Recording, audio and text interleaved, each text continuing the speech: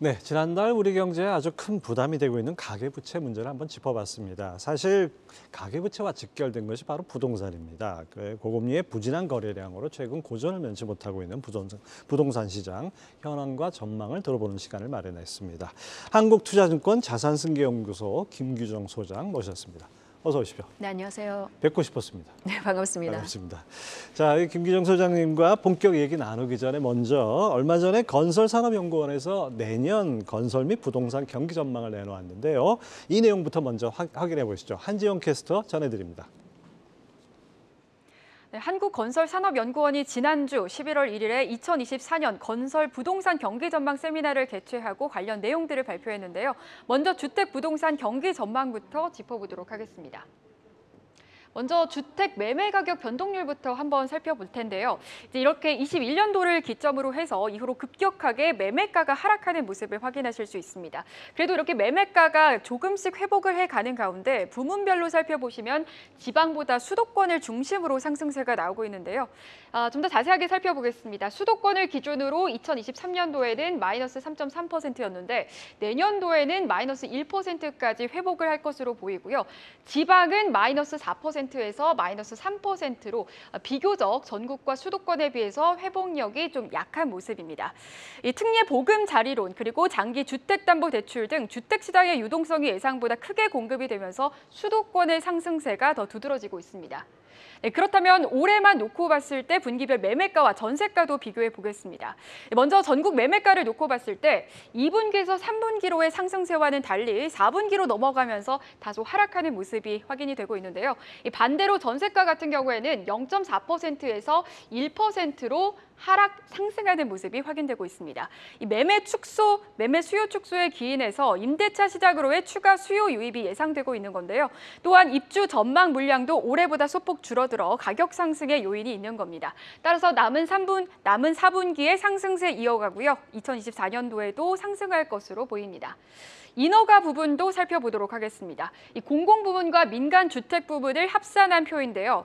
올해부터 현저하게 줄은 것을 확인하실 수 있습니다. 지난해에는 52만 호였는데 여기에서 38만 호로 줄고요. 내년도에는 35만 호까지 더 추가로 줄을 예상입니다. 좀 더 부문별로 살펴보도록 할까요? 올해 연말까지 인허가 전망은 공공 부문을 상향 조정하고 민간 부문을 하향 조정했습니다. 민간 시장 침체에 반응해서 공공 부문의 분량이 전년 대비 소폭 늘어날 전망이지만 이 역시 공공 부문 공급자들의 어려움이 커지고 있다는 점을 감안하면 크게 증가하기는 기대하기 어려울 것으로 보이는데요. 23년도와 24년도를 한번 비교해 보겠습니다. 공공 부문이 6만 호에서 7만 호로 증가하는 반면에 민간 부문 같은 경우에는 32만 호에서 28만 호로 반대로 줄어드는 것이 확인되고 있습니다. 다만 사업자 측에서 인허가 절차의 진행 조건을 스스로 강화하며 인허가 물량과 분양 물량 사이의 격차는 줄어들 것으로 판단했습니다. 네, 건설산업연구원이 내년 전국 집값이 올해보다 2%가량 하락할 것이다라는 전망을 내놓았는데요.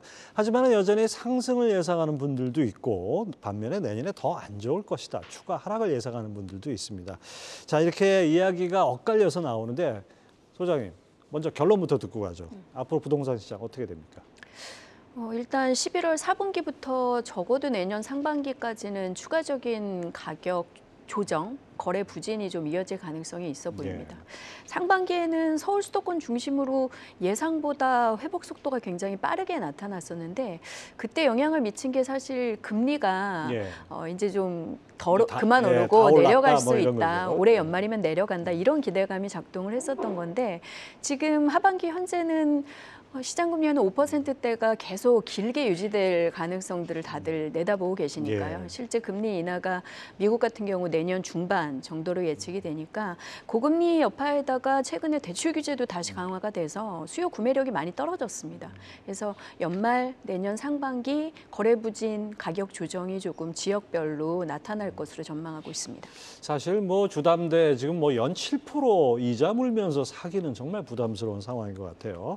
근데 어쨌든 간에 현 상황에 대한 진단이 조금씩 차이가 있는 것 같습니다. 얼마 전에 서울, 세종, 인천 등의 집값이 좀 반등을 하면서 뭔가 좀 살아나는 거 아니냐 이런 의견도 있지만은 이건 전형적인 약세장의 데드캣 바운스다 뭐 이렇게 평가하시는 분도 있고 전셋값이 오르면서 이제 실수요자 입장에서 지금 사야 하나 이런 고민에 빠진 분들도 있는데요. 현재 상황은 어떻게 보십니까? 대표적으로 국내 주거 시장에서는 사실상 서울의 아파트 상품 시장이 굉장히 파워가 네. 크고 주도주 역할을 할 수밖에 없는데 서울 중심으로 보시면 1, 2분기에 생각보다 강력한 빠른 네. 회복세를 보였고 그렇죠. 3분기 한 10월부터는 점점 거래가 둔화되기 시작하면서 11월 현재는 적체되는 매물량도 다시 늘어나고 있는 상황이거든요. 수요자분들이 지적하신 것처럼 주택담보대출금리가 다시 부담스럽게 높아진 데다가 대출 여력도 특례보금자리론이 일반형으로 이제 거의 종료된 다음부터는 쓰실 수 있는 정책 금리 모기지 상품들도 없다 보니까 전반적으로 거래를 조금 지켜보자라는 입장들입니다. 좀 관망세를 띠고 있어서 당분간 거래가 좀 쉽지 않은데 실제로 연초 거래량 회복 가격 상승세에 사실 직접적인 원인이었던 급매물들이 현재는 거의 찾아볼 수 없는 상황이거든요.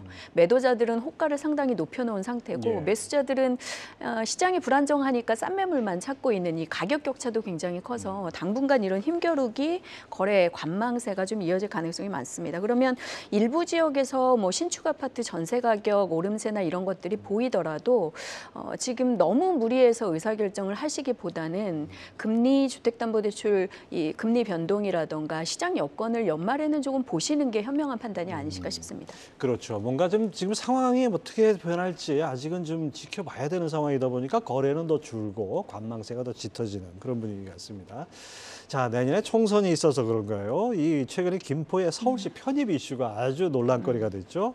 뭐 편입 찬성하는 분들의 경우에는 이제 아무래도 이 집값 이 뭔가 좀 호재가 되지 않을까 이런 기대감도 적지 않은데 만약에 김포나 구리, 뭐 하남, 뭐 남양주 이런 곳들이 서울에 편입될 경우에 부동산 시장 가격은 영향이 어느 정도입니까? 실제로 서울, 메가서울에 편입이 된다라고 하면 서울시가 아무래도 재정 자립도도 높고 지자체 중에서 뭐 행정적인 파워라든가 이런 그렇죠. 것도 대표적으로 강한 뭐 수도니까. 지역이기 때문에 예. 아무래도 그런 영향으로 이후에 개발 속도라든가 인프라 확충에 개선되는 부분이 분명히 있을 겁니다. 그러면 부동산 가격에도 영향을 미칠 텐데 현재 시장에서는 기대는 하는 한편 이 검토 사항들이 앞으로 좀 시간이 많이 걸리지 않을까 이렇게 좀 의문을 가지시는 시선들도 여전히 좀 예. 반반 섞여 있는 것으로 보여지고요. 그러다 보니까 당장은 직접적인 영향을 주지는 못할 걸로 보여집니다. 그리고 만약에 편입이 되더라도 즉시적으로 뭐 김포나 구리 같은 지역의 현재 물리적인 입지라든가 인프라 현황이 갑자기 달라지는 건 그렇죠. 아니기 뭐 때문에 교통시설 확충하는데 최소 몇 년을 맞습니다. 걸리니까. 그래서 그런 부분들을 감안하면 주택, 토지 가격 등이 급격하게 그 요인만으로 뭐 폭등하거나 이러진 않을 걸로 보이는데 대표적으로 김포 같은 경우는 그동안 지하철 5호선 연장 같은 것들을 계속 요구하는 예. 인프라에 대한 이제 기대감들이 있었는데 만약에 서울시 편입이 되면 그런 것들을 협의해가는 과정들은 조금 속도감을 낼 수 있지 않을까 이런 예측들이 현재는 좀 나오고 있습니다. 이 마치 증시에서 어떤 호재가 나왔을 때, 호재성 재료가 나왔을 때 그것이 실제 기대감과 실제 실적에 반영되고 실현되기까지 상당한 기간이 있는 것처럼 이 부동산 편입 문제, 특히 이제 서울시 편입 문제도 그런 영향이 있다고 봐야겠네요. 제가 또 우리 소장님 칼럼 팬이었는데 소장님 쓰신 칼럼들을 보니까 이 부동산 시장 키워드가 양극화, 비대칭화 이런 내용이 있던데요. 뭐 자세한 설명을 좀 들어보고 싶습니다. 뭐 수도권, 서울과 지방 뭐 이런 양극화라고 볼 수 있겠죠. 그리고 주거용과 비주거용 이렇게 판단하면 될까요? 네, 크게 분류하자면 분석하고 계신 게 맞는데 일단 시장에서 양극화가 최근에 계속 극심해질 수밖에 없는 게 저희가 금리를 빠르게 올리면서 긴축을 하고 있긴 하지만 시중에 여전히 유동성이 굉장히 풍부한 상황이고 알고 계신 것처럼 주식시장도 굉장히 변동성이 많다 보니까 예. 별달리 대안 투자할 수 있는 시장들이 개인들에게 많지 않습니다. 네. 그래서 여전히 최근에 상당한 수익성을 보여줬던 부동산에 이제 투자에 대한 관심들을 갖고 계신데 부동산 시장 역시 금리 여건이라던가 수요 기반 또 주택의 높아진 가격 등을 고려했을 때 불확실성이 투자 측면에서 많다 보니까 의사결정을 하실 때 아직은 잘 모르겠지만 확실한 지역 뭐 상품성이 좋은 곳, 가격이 그래도 언젠가는 오를 것으로 보이는 지역에 집중적으로 투자하는 뭐 소위 몇 년 동안 계속 회자됐던 예. 똘똘한 한채 전략 같은 것들이 영향을 미치고 있어서 그런 부분들이 결국 초양극화를 계속 심화하는 결과로 이어지고 있습니다. 그래서 주택 시장에서도 지역별로 굉장히 편차가 크고요. 올해 상반기에 아파트 매매 실거래 지수 회복률을 보면 서울 같은 경우에 한 10%대 예. 반기 동안 나타났다고 치면 지방광역도시들은 좀 뒤늦게 회복세를 따라왔다고 해도 회복률이 좀 더딘 편이고요. 미분양 주택 같은 경우도 아무래도 지방 쪽에 여전히 좀 몰려 있는 이런 양극화 현상들이 나타나고 있고 상대적으로 공동주택, 아파트 등 주거용 상품에 비해서 이제 공급 시장 자체에서도 뭐 틈새 상품인 오피스텔이라던가 비주거용 상품인 지식산업센터라던가 예. 이런 업무용 시설들이 훨씬 더 PF의 리스크를 지금 가지고 그렇죠. 사업이 정체되거나 문제를 지니고 있다 보니까 아무래도 공급 시장 그리고 재고 시장 가격 수익성 면에서도 모두 양극화된 결과를 이어지고 있습니다. 그래서 개인들이 투자하실 때는 아무래도 이런 현상들을 좀 이해하시고 그걸 기반으로 전략을 짜실 필요가 있겠습니다. 예. 사실 부동산 집이라는 거는 뭐 필수제이면서 또 투자 대상이라는 이 양면성을 갖기 때문에 그거 잘 고려해야겠습니다. 자, 이 청약 통장 이것도 살펴봐야 되겠는데요. 한때는 뭐 로또라고 해서 뭐 당첨만 되면 뭐 로또처럼 수익이 난다 그랬는데 요즘 청약에 대한 관심도 좀 시들해진 것 같습니다. 뭐 청약 통장 이탈자도 많이 나오고 작년 6월 정점으로 청약 통장 가입자가 15개월 연속 감소했다 이런 얘기까지 나오는데 이거 왜 그렇습니까? 네, 일단 말씀하신 것처럼 15개월 동안 청약 통장을 해지한 건수가 122만 건 정도가 된다고 해요. 15개월이니까 평균을 내보면 매달 한 8만 명씩이 예. 해지하고 이탈하셨다는 건데 기본적으로는 일단 청약통장 예금 금리가 최근에 한참 은행들이 일반 예금 금리 상품들 예적금보다 좀 낮은 편이다 예. 보니까 뭐 그 금액을 굳이 청약통장에 둘 필요가 없는 분들이 해지했다라는 분석들이 있고요. 금리가 오르면서 대출을 좀 상환하시려는 분들이 예. 여러 가지 이제 현금을 그렇죠. 동원하시다 보니까 당장 쓰이지 않는 청약통장을 해지하시는 경우들이 왕왕 이제 조사가 됐었던 걸로 보여집니다. 그리고 이제 지적하신 게 시장에서는 제일 좀 주목하는 부분인데 분양 가격이 굉장히 오르면서 이 로또에 대한 기대감이 많이 줄어든 게 청약통장에 이런 관심이 좀 식어버린 뭐 결과로 이어진 것 같습니다. 분양 가격이 최근에 물가가 오르면서 아파트 원자재 가격이 뭐 맞습니다. 시멘트니 네. 철근이 다 올랐죠. 맞습니다. 그래서 건자재 가격도 오르고 노무비, 인건비도 굉장히 오르고 이 사업 대출의 금융 비용도 급증을 하면서 분양 가격이 계속 강세를 보이고 있어서 주변의 아파트 시세에 비해서 새로 공급되는 아파트 분양 가격이 격차가 점점 줄거나 오히려 역전한 그렇죠. 경우들도 나오고 있거든요. 그러다 보니까 당첨돼도 청약대금 치르기가 어려워서 아예 포기를 하시는 심리들도 좀 나타나는 것 같습니다. 근데 다만 제도적으로는 저희가 1월부터 청약제도에 대한 규제들을 조금 완화하면서 추첨제도 예. 평형별로는 조금 만들었고 해서 20대, 30대 그래도 좀 여력이 있거나 새 아파트에 대한 열망이 있는 젊은 분들은 뭐 신혼부부 특공이라던가 이런 것들을 생각하면서 신규 개설을 계속 하고 계시다고는 예. 해요. 그래서 연령대별로 좀 격차가 있는 것 같습니다. 그렇습니다. 저도 청약 통장 이거 한 번도 안 써봤는데 이거 어떻게 해야 될지 모르겠습니다.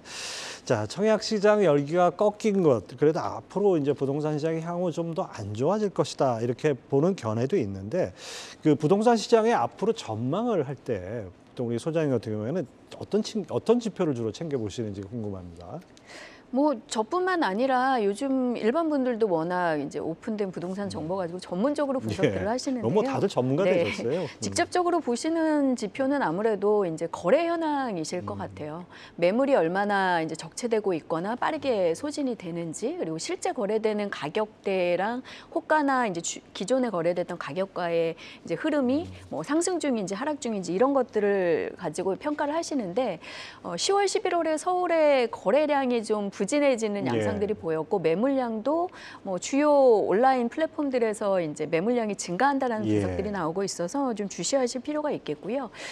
영향을 많이 미치는 변수라고 하면 다시 또 금리를 좀 보셔야 될 것 예. 같습니다. 주택담보대출 금리가 연초 1분기에는 시장금리가 선행 하락하면서 좀 내려갔다가 최근에 다시 이제 시장금리 인상으로 올라간 부분들도 있고 은행들 내부적으로도 대출 이제 부채 규모 관리 때문에 좀 금리들을 강화하는 네. 양상들이어서 주담대 부담들이 다시 올라가는 부분들이 있어서 그런 것들이 결국에는 수요자들의 자금 마련의 어려움으로 연결이 되면서 거래가 좀 부진해질 수밖에 없거든요. 거래가 부진해지면 아무래도 가격 회복 동력이 좀 줄어들기 때문에 시장이 좀 부진해지고 가격 회복세도 좀 더뎌질 수밖에 없습니다. 지금 잠깐 말씀하신 이 서울동 수도권에도 아파트 매물이 늘고 있다. 이런 것들이 아무래도 그동안 B2 영끌로 샀던 분들이 이 금리 부담 때문에 물건을 내놓고 있는 거 아닌가 이런 생각도 하게 되네요. 네, 실제로 연끌 투자를 하신 분들이 20년, 21년에 집중되어 있었기 예. 때문에 뭐 사전에 지난 연도 4분기 가격 급락기에 이미 좀 급처분을 하실 수밖에 예. 없었던 분들도 계시지만 또 버티다가 이제 계속 금리가 생각보다 내려가지 않는 양상들에서 조정하시는 분들도 있기 때문에 지적하신 매물량 증가의 영향도 연끌로부터 좀 있는 것으로 판단이 되고요.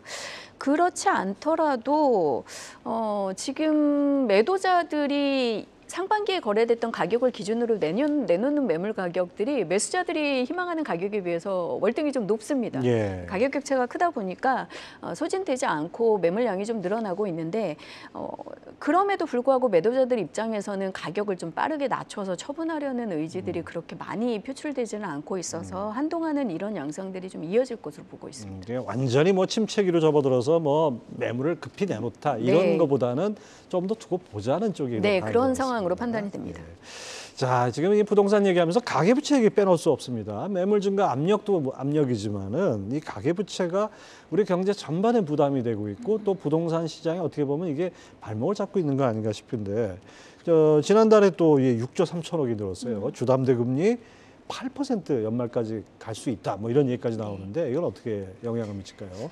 지금 지적하신 지난달 가계부채 증가분 중에서 5.8조 정도가 또 거의 주택담보대출이었거든요. 그래서 여전히 부동산에 대한 불확실성은 있지만 높아진 가격이나 또 주요 이제 주거 실거주용 주택을 구입하시는 분들은 대출 사용을 아직 하고 있는 것으로 조사가 되고 있고 지적하신 것처럼 가계부채가 계속 부담이 되다 보니까 저희의 이제 내수 소비 회복력 이런 것들에는 여전히 좀 걸림돌이 될 수밖에 없는 상황입니다.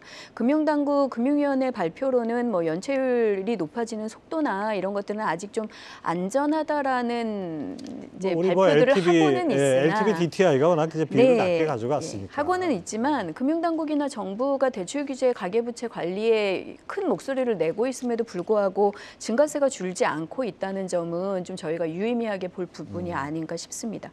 현재 어쨌든 시장에서는 이 가계부채 관리를 위해서 대출 금리 상품 자체도 은행 자체적으로 관리를 하고 있고 정부가 상반기에 가격 회복에 좀 영향을 미쳤다고 분석되는 특례 보금자리론도 예. 이제 우대금리를 쓰는 서민층에게만 공급을 하고 있어서 그런 부분들이 서서히 영향을 미칠 가능성은 있어 보입니다. 예. 4분기 증가 속도가 좀 줄어들기를 지켜봐야 될 것 같습니다. 네, 그렇습니다. 자, 뭐 이렇게 집값이 떨어질 것이다. 하락 요인에 대한 얘기도 많지만 또 거꾸로 집값이 오를 것이다라고 주장하시는 분들의 근거가 공급 부족을 들고 있어요. 그 착공 비율이 전년 대비 뭐 거의 반토막 났다 이런 얘기도 들리고 하는데요. 이 내년 후년 공급이 어느 정도인지 이게 과연 시장 가격에 영향을 미칠 수 있는 수준인지 어떻게 보십니까? 일단 기존에 분양했던 물량을 기준으로 저희가 이제 한 2, 3년 후에 입주 예정 물량 통계를 분석하고 그걸 토대로 수급 상황을 보시면서 개인들도 이제 투자 결정을 하실 텐데 현재 내년, 후년, 24년, 25년 전국적으로 새 아파트 입주 물량 자체가 23년 올해보다는 줄어드는 양상입니다. 그래서 전반적으로는 공급이 좀 줄어드는 추세가 이제 주변 여건들이 조금 받쳐주면 회복으로 또 전환될 수 있는 기제로도 예의주시는 하고 계시는데 지역별 편차가 좀 큽니다. 예. 도시별로 지역에서 매년 소화할 수 있는 신규 아파트 입주량 이상을 계속 입주하고 있는 도시들도 있기 때문에 지역별 입주량을 좀 세밀하게 들여다보시고 결정하시는 게 중요하고요. 그럼에도 불구하고 좀 투자 수요가 집중돼 있는 서울 같은 경우는 내년에 입주 물량이 채 2만 호가 되지 않는 것으로 지금 집계가 되고 있습니다. 그러다 보니까 서울에서는 아무래도 뭐 실수요 플러스 투자 수요자들을 고려할 때 새 아파트 입주가 좀 부족할 수 있다라는 얘기들이 나올 것 같습니다. 최근에 전세가 새 아파트 중심으로 서울에서 전세 가격이 좀 오른 것도 요즘 그런 좀 오른다 요인이 그러대요. 영향을 미친 것으로 보고 있습니다. 자, 부동산 시장을 움직이는 요인 참 여러 가지가 있는데 지금 앞서 말씀하신 대로 금리 빼놓을 수 없죠. 그 미국 연준이 하이퍼롱거, 뭐 높은 상태로 길게 간다, 상당 기간 간다 이렇게 얘기를 해온 와중이기 때문에 금리 역시 급격히 낮아지긴 어렵다고 전제했을 때 우리 부동산 시장도 2020년이나 21년처럼 그런 급등세 회복한다 해도 그런 거를 다시 재현한다. 이건 거의 불가능하다고 봐야겠죠. 저희도 좀 그렇게 판단을 하고 있습니다. 시장금리 5%대를 이제 앞으로는 새로운 금리 대역으로 좀 받아들여야 된다라는 주장들을 많이 하시잖아요. 이제 새로운 뉴노멀 고금리 시대가 이제 저금리 시대가 가고 왔다라는 부분에서 금리가 예전보다는 높아지면서 내부 수익률 자체가 좀 줄어들어 있는 상황이고 그런 부분을 기점으로 다시 투자 수익성을 좀 재산정해 보셔야 된다라는 입장들입니다. 실제로 내년 5월이나 6월경 미국 연준이 이제 피벗을 시작한다라고 하면 뭐 우리나라 기준금리, 시장금리도 서서히 이제 방향성은 따라가긴 하겠지만 내려가는 속도가 그렇게 빠를 거다라고 보여지지는 않고요. 그렇죠. 최근 1 상간에 또 파월이 물가 관리 얘기를 나오면서 이제 자산 시장이 요동치는 걸 보면 계속해서 그런 변동성에 영향을 미칠 수밖에 없어서 계속해서 대표적인 변수로 좀 주시를 하셔야 될 것 같습니다. 참 우리가 뭐 원하든 원치 않든 간에 이게 경제학 박사가 되는 것 같습니다. 이거 맨날 집 살라고도 금리 고민해야 되고 주식 투자할 때도 금리 고민해야 되니까요. 자, 집값과 금리는 대체로 이제 반대로 움직이는 게 정상이라고 우리 상식이고 그렇게 보는데 미국을 보면 요즘 그 고금리에도 그 주택 가격이 오르는 그런 얘기들이 나와요. 이 원인은 뭐고 우리 시장에는 어떤 시사점이 있을까요? 미국이 우리나라랑은 이 모기지 구성이 조금 다르기는 합니다. 워낙 잘 아시겠지만 장기 고정금리 모기지를 쓰고 있는 기존의 주택 소유자들, 모기지를 갖고 있는 분들이 최근에 미국도 금리가 치솟으면서 모기지가 7% 이상 올랐었거든요. 새로 대출을 받거나 집을 옮기거나 거래를 했을 경우에 높아진 새로운 금리를 쓰셔야 되기 때문에 새로 이사 가려는 사람이 너무 부담스럽지 않습니까? 그렇죠. 그래서 이사를 안 하고 기존 주택을 계속 고수하시다 보니까 재고 시장에서의 거래 회전이나 물건이 새로 나오는 경우가 굉장히 줄어들었습니다. 그래서 재고 시장에서 물건을 찾지 못한 분들 중심으로는 가격이 반대로 좀 오를 수밖에 없는 이런 현상들이 좀 나타났었고요. 신규 공급도 상반기에 또 주춤한 상황이었었기 때문에 전체적으로 재고 시장, 신축 시장의 수급 문제로 고금리에도 불구하고 가격이 좀 강세를 보인 것으로 보여지고요. 근데 이제 우리나라는 변동금리를 단기로 많이 쓰시는 상황이기 때문에 단기적으로 금리가 치솟으면서 변동금리 압박을 직격적으로 받으신 분들이 지난해 하반기처럼 매물을 쏟아내면서 가격이 폭락을 했었고 글로벌 대표 도시들 비교를 해보면 사실 서울이 지난해 4분기 하반기 하락폭이 대표적으로 가장 큰 도시 중에 한 곳이었거든요. 그런 영향을 봤을 때는 저희 금융당국이 계속 이제 조정하에 나가는 것처럼 고정금리 비중 증가라든가 이런 부분들을 계속 좀 고심할 필요는 있어 보입니다. 자, 또 우리가 좀 크게 살펴봐야 될 게 끝으로 하나 여쭤보고 싶은 게 이제 내년에 우리 총선이 있고 미국은 대선이 있고 이런 거는 1년 내년의 이벤트라고 할 수 있고요. 우리 또 긴 타임 스팬으로 볼 때는 저출산 고령화 이것이 또 주택 시장에 어떤 영향을 장기적으로 미칠 것 같은데 이 부분은 어떻습니까? 일단 4월 총선을 앞두고 또 부동산 쪽에서 좀 호재가 나오지 않을까 경험적으로 기대하시는 분들이 많은데 저희가 최근까지 좀 체크해본 바로는 올해는 그런 호재 발표들이 그렇게 많지는 않을 것 같습니다. 앞서 살펴본 뭐 경기도 김포의 편입이나 이런 것도 그런 격가지 중에 하나긴 하지만 직접적으로 뭐 세금이라던가 뭐 추가적인 규제 완화 이런 부분에 대해서 건드릴 가능성은 좀 크지는 않다고 보고 있고요. 오히려 연초까지 정부가 발표했던 규제 완화에 대한 내용 중에 아직도 국회에서 통과되지 못해서 아예 이제 흐지부지 된 것들도 많다 보니까 그런 기대감이 예전보다는 좀 높지 않을 것으로 보여집니다. 그래서 내년에 총선이 있기는 하지만 그보다는 오히려 것이 매크로적인 금리나 저희 좀 최근에 부진한 경제 성장률 예. 전망 뭐 이런 것들이 더 심리적으로 영향을 많이 미칠 가능성들이 있고요. 고령화나 저출산 이슈는 뭐 1, 2년의 문제는 아닙니다만 실제로 저희가 실질 총 인구수가 줄어든 데드크로스가 나타난 게 2020년부터 벌써 계속되고 그렇죠. 있는 상황이기 때문에 특히 전국적으로 봤을 때 뭐 대표적으로 유의미하게 경기도권의 주택 가격 경쟁률 때문에 수요가 진입하는 거 말고는 대부분 다 유출 인구가 큰 도시들로 좀 경고등이 켜져 있는 상태입니다. 그래서 그런 지역에서 새로운 부동산 투자라던가 거래 혹은 뭐 개발 사업 등을 고려하실 때 좀 중장기적으로 한 2030년 이후까지 내다보시면서 전략을 검토하실 필요가 있어 보입니다. 한 25년께부터는 점점 이 고령화나 저출산 문제들이 더 긴박하게 체감이 되실 위험적인 변수로 저희는 꼽고 있습니다. 집 하나 사는데도 진짜 모든 경제 안팎의 변수를 다 챙겨봐야 되는 그런 상황인 것 같습니다. 자, 지금까지 한국투자증권 자산승계연구소 김규정 소장 함께했습니다. 감사합니다. 감사합니다. 네, 이렇게 내년 집값 전망하는 시간 가져봤는데요. 이번엔 내년 건설 경기 전망도 함께 살펴보겠습니다. 한지원 캐스터가 전해드립니다. 네, 이번에는 건설 경기 전망 짚어볼 텐데요. 종합적 전망으로는 거시 경제적, 정책적 요인 검토 결과 국내 건설 경기 반등은 어려울 것이란 분석이 나왔습니다. 관련된 내용 자세하게 짚어보도록 하겠습니다. 먼저 국내 건설 수주부터 살펴볼까요? 지난해 2022년도 229조 7천억 원으로 역대 최대치를 기록을 했습니다. 하지만 올해 이렇게 줄었죠. 17.3% 정도 하락한 190조 1천억 원을 기록을 했고요. 내년에도 감소할 전망입니다. 약 1.5% 정도 감소한 187조 3천억 원 정도 전망되고 있습니다.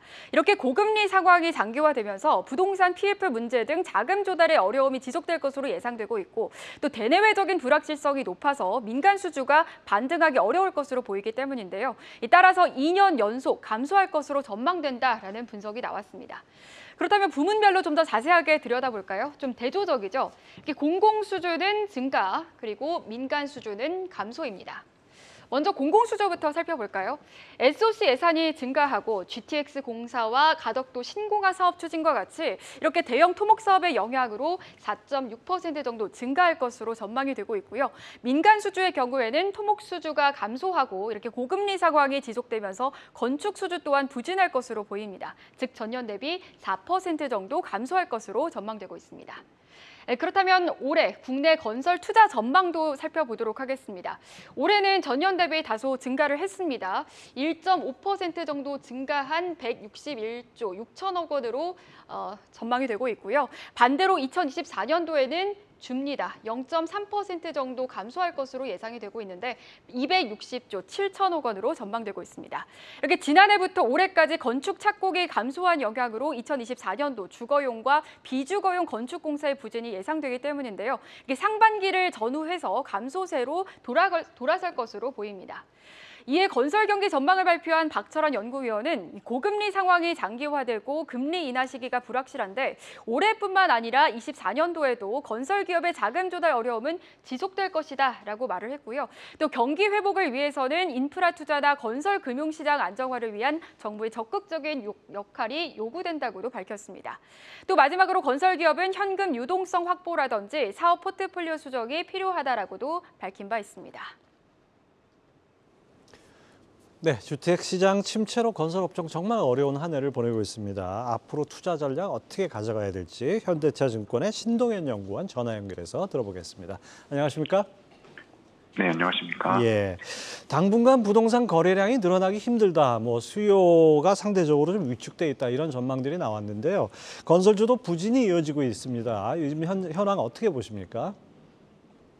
일단 한마디로 정리를 하자면 건설사가 착공을 늘리기에는 아직까지는 불확실성이 많은 분양 시장이다. 이렇게 보고 있습니다.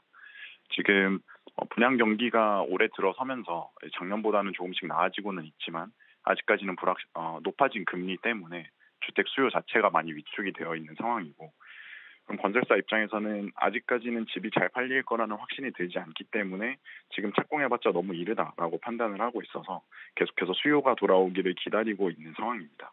그러다 보니까 올해 착공이 많이 부진하게 됐는데 올해 이런 착공 부진은 향후에 주택 매출의 공백으로 귀결이 될 수가 있고요. 따라서 올해 4분기 그리고 내년 1분기에 얼마나 많은 착공 실적을 건설사들이 채울지가 앞으로의 건설사들의 실적 방향성 측면에서 좀 중요한 요소라고 판단하고 있습니다. 네, 그렇군요. 착공해도 뭐 잘 팔린다면은 뭐 상관없겠지만 지금같이 수요가 위축된 상황에서는 좀 어려움이 따르고 있습니다. 자, 주요 대형 건설주들 최근에 3분기 실적 발표가 끝났는데요. 이 실적 어떻게 평가하십니까? 이번 3분기에도 뭐 지난 분기와 마찬가지로 주택 원가율의 개선은 전반적으로 늦춰지는 분위기였습니다. 지금 건설사들의 실적 중에서 특히 원가율 중에서 주택 부문의 원가율이 굉장히 많이 올라와 있는 상황이기 때문에 이 주택 원가율에 많이들 집중을 하고 계시는데 원가율 자체는 높게 유지가 됐지만 대신 전체적인 실적은 오히려 좋았던 기업들도 꽤 있었습니다. 이런 기업들의 경우에는 주택의 원가율은 높지만 주택 매출액은 아직까지는 견조한 것이 또 하나의 요소였고요. 또 무엇보다 상대적으로 수익성이 좋은 비주택 부문의 매출 증가를 바탕으로 전체적인 실적을 방어하는 모습이었습니다. 그만큼 이번 3분기는 비주택 부문이 더욱더 돋보였던 분기다라고 평가를 할 수가 있겠습니다. 네, 국내 건설 경기, 주택 경기가 부진하다 보니까 이건 상수로 놓고 본다면은 결국 해외에서 돌파구를 찾아야 할 것 같은데요. 그 네옴시티 프로젝트에 우리 기업들이 많이 참여할 것이다라는 이런 얘기들 많이 나오는데 해외 수주 모멘텀은 어떻게 보십니까? 해외 수주 자체는 올해도 그렇고 내년도 기대할 만하다고 보고 있습니다. 지금 유가도 양호하고 정부가 사우디아라비아를 방문하면서 정부 간의 관계도 잘 유지가 되고 있고요. 네옴시티 말씀하신 것처럼 네옴시티도 있고 다른 인프라 사업이나 해외 플랜트 프로젝트들도 계속해서 발주가 일어나고 있습니다. 다만 이제 연초부터 이야기가 나왔던 해외 수주의 결과가 다소 늦어졌고 연초부터 이야기했던 그런 파이프라인들이 상반기 중에는 발표가 되지 않은 게 대부분이었고요. 하반기부터 발표가 시작이 된 만큼 올해 밀린 프로젝트들은 내년 중에는 문제없이 결과가 나올 겁니다. 국내사들이 해외에서 가지고 있는 경쟁력도 양호한 편이어서 해외 수주에 대한 기대감은 그대로 유지하셔도 좋다는 의견입니다. 네, 다만 이미 올해 초까지 한번 큰 기대를 모았던 게 해외 수주 모멘텀이라는 거고 그 기대에 미치지 못해서 시장 반응이 한번 크게 식었던 것을 감안을 한다면 해외 수주 기대감 하나만 가지고 건설업종의 주가가 이렇다 할 큰 상승을 보이기는 쉽지 않을 걸로 보고는 있습니다. 네, 사실 건설주가 그동안 약세를 계속 보이면서 주가가 많이 내려왔다는 것에서 건설주 투자를 고려하시는 분들도 있을 것 같은데요. 반대로 또 건설업이 단기간에 업황 개선이 되기 어렵다는 그런 전망들이 나오고 있습니다. 이런 상황에서 건설주 투자 전략은 어떻게 세워야 될지, 그리고 또 이 중에서 또 혹시 실적으로 보답할 종목이 혹시 있을지 어떻게 보십니까? 일단은 단기간 내에 기대할 수 있는 모멘텀은 사실 거의 없다고 보는 게 맞고요. 다만 추가적인 분양 경기의 악화나 건설주의 펀더멘탈 훼손과 같은 우려 역시도 없는 상황입니다. 또 내년에 매크로 환경이 점진적이지만 개선이 될 것이라는 뷰가 많고 그렇다면 내년 하반기부터는 주택 경기 사이클 재진입이 조심스럽게 예상이 되기 때문에 이제는 주택 부문을 보유한 종목에 대해서 미리 관심을 좀 키워갈 필요가 있겠습니다. 다만 올해 말씀드린 것처럼 착공이 많이 부족했기 때문에 내년도 주택 매출이 감소할 가능성이 큰 종목들이 좀 있고요. 따라서 사이클 진입 전까지 주택 부문의 매출 공백을 해외나 비주택 부문으로 방어할 수 있는 종목이 유리하다고 보고 있습니다. 그리고 이런 맥락에서 현재 탑픽은 현대건설, 차선호주는 대우건설로 말씀드리고 있고 이 두 개 종목은 모두 다 주택 부문의 매출이 계속해서 견조하게 나타나는 종목 또는 해외 쪽에서의 성과가 두드러지는 종목이라고 평가를 할 수가 있겠고요. 올해와 내년에 걸쳐서 지속적으로 실적 성장까지도 기대를 해볼 수 있는 종목입니다. 예, 뭐 단기간에 모멘텀 기대하기는 어렵지만은 그래도 워낙 지금 바닥으로 치닫고 있기 때문에 오히려 기회를 포착하는 그런 계기로 삼을 만할 것 같습니다. 네, 지금까지 신동현 현대차증권연구원과 함께했습니다. 말씀 감사합니다. 네, 감사합니다.